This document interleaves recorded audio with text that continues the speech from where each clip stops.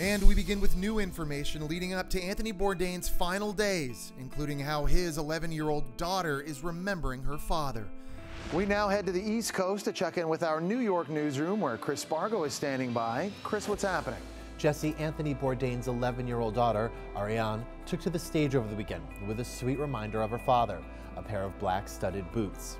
Ottavia Busia, Anthony's ex-wife, wrote, "Our little girl had her concert today. She was amazing, so strong and brave. She wore the boots you bought her. I hope you're having a good trip wherever you are." Ottavia is currently handling Anthony's funeral plans, but his body is still stuck in France. That is until the government allows it to be flown back into the United States.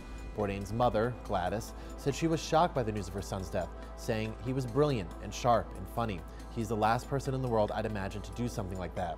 She also said that the two spoke for the final time on Mother's Day. Meanwhile, Rose McGowan, a friend of Bourdain and his girlfriend Asia Argento, released a lengthy letter calling the pair's relationship free and saying they loved without borders of traditional relationships. McGowan also revealed that when Bourdain met Asia, he told a mutual friend, quote, "He's never met anyone who wanted to die more than him." Over the last year, Asia sought out help, according to McGowan, however, but she said Anthony was unable. McGowan said, quote, "Depression didn't let him. He put down his armor, and that was very much his choice. His decision, not hers. His depression won." Anthony was never shy about his demons and was open about his past using heroin and spoke honestly about being a recovering addict. You know, something was missing in me, whether it was a self-image situation, whether it was a character flaw. There was some dark genie inside me that I very much hesitate to call a disease that led me to dope. And in a CNN special over the weekend, Anderson Cooper got emotional as he discussed the pain Anthony must have been in at the time of his death.